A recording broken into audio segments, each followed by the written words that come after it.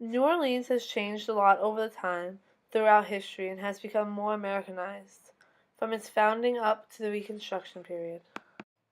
In 1718, French commander Jean-Baptiste Le Moyne founded New Orleans.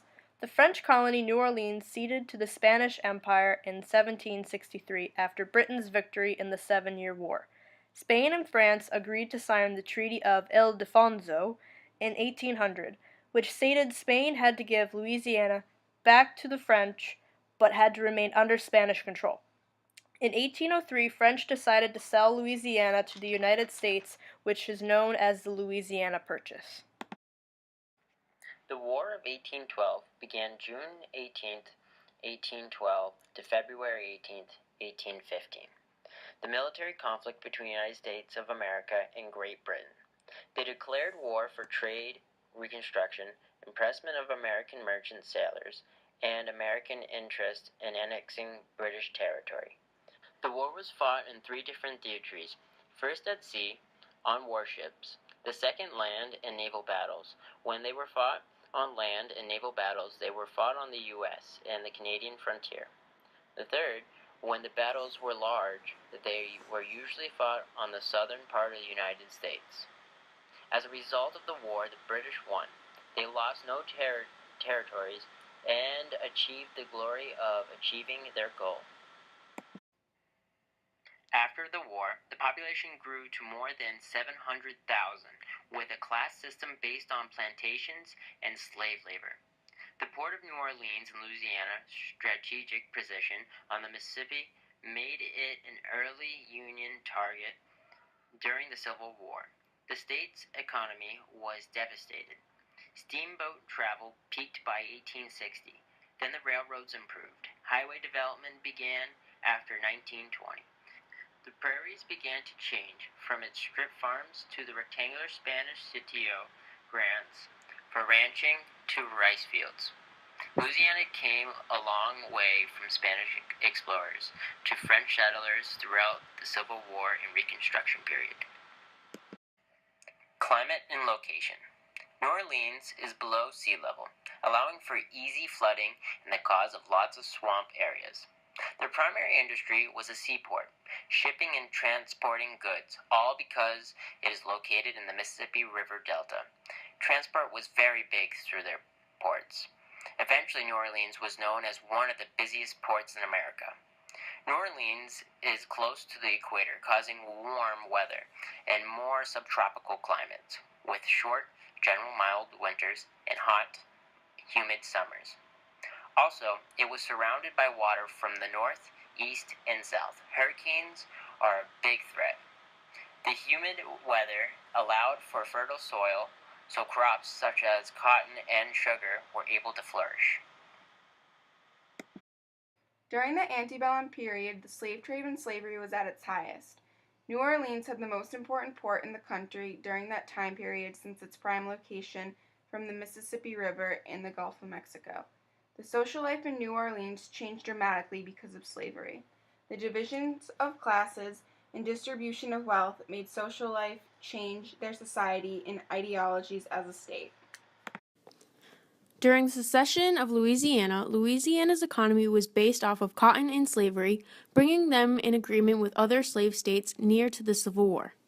By 1860, Louisiana had gave its electoral vote for John Breckinridge.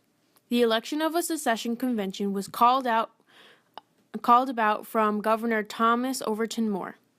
In January 26, 1861, the delegates to Louisiana's secession convention met in Baton Rouge, in which they had voted 113 to 17 to secede from the Union.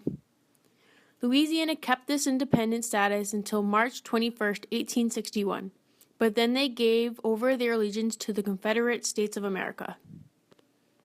During the American Civil War, New Orleans was the largest city in the southern states. It provided thousands of troops for the Confederate States Army, as well as many leading officers and generals. Its location was key because where it was located near the mouth of the Mississippi River, which made the city an early target of the Union Army. The port exported cotton and other products of trade goods, which made the port of vital status for the New Orleans. and interrupting the part would cause a distraction for the city during the war. Throughout the early war years, New Orleans was one of the uninterrupted growth states. It had the largest slave market in the nation, which contributed greatly to its wealth. Antebellum New Orleans was the commercial heart of the Deep South, with cotton exports estimating over $100 million passing through the ports of New Orleans. On January 29, 1861, the Secession Convention in New Orleans passed an ordinance that allowed federal employees to remain in their posts, but only as employees of the state of Louisiana. In March, Louisiana accepted the Confederate States Constitution that same year. New Orleans soon became a major source of troops, armament, and supplies to the Confederate Army. Early in the Civil War, New Orleans was a prime target for the Union Army and Navy because of the port. The importance during the fall of New Orleans was the political and commercial importance as well as the strategic position which was marked out as the objective of the Union expedition after the opening of the war. In January 1862, Captain David G. Farragut was selected by the Union government for the command of the West Gulf Blockading Squadron, which was brought to the Gulf Coast and the lower Mississippi River. The main defenses of the Mississippi River were the two permanent forts, Fort Jackson and Fort St. Philip. These two forts were masonry and brick constitution, which were armed with heavy rifled guns that commanded the long stretches of the river and the surrounding flats.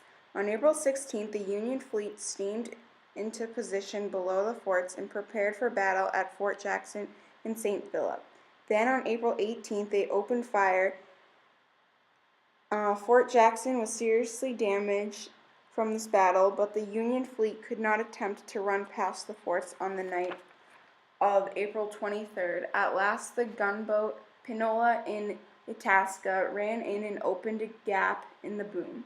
On April 24th at 2 a.m., the Union fleet forced its way past and made it up the river. The fort surrendered on April 28th, and the expedition marched its way into New Orleans, which then the Union occupied the city. New Orleans under the Union Army. Major General Benjamin Butler, the federal commander, forced New Orleans to undergo a painstaking martial law.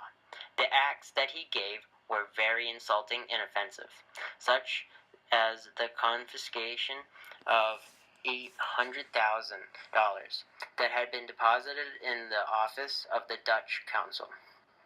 Butler planned the inscription, "The Union must and shall be preserved," to be carved into the base of the celebrated equestrian statue of General Andrew Jackson, the hero of the Battle of New Orleans, in Jackson Square.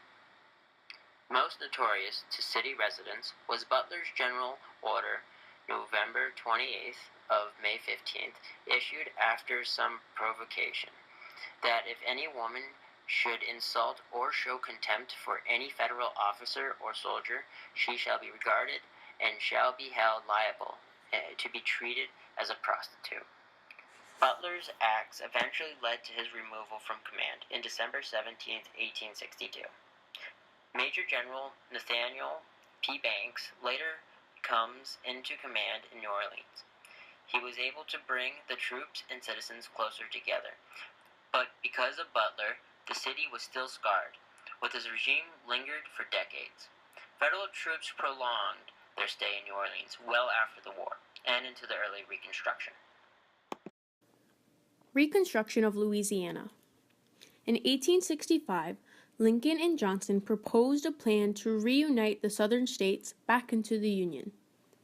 The Civil Rights Act of 1866 was passed, which granted newly emancipated blacks the right to sue, serve on juries, and several other legal rights.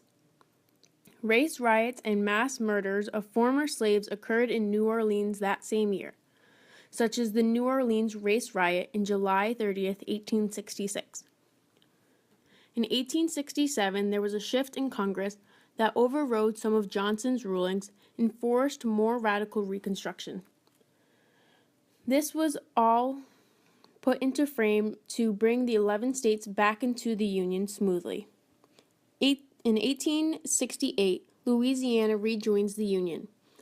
And in 1874, in the Battle of Liberty Place, the White League entered New Orleans with 5,000 members and defeated the police and militia. A few days later, General Emory sent in federal troops to restore order. New Orleans started with it being French, then Spanish, then French again. It started becoming Americanized after the Louisiana Purchase, when the state became part of the Union. From that point on, the city and state only got more and more Americanized, from the many wars to seceding and becoming its own, then rejoining the Union and becoming part of the 50 states.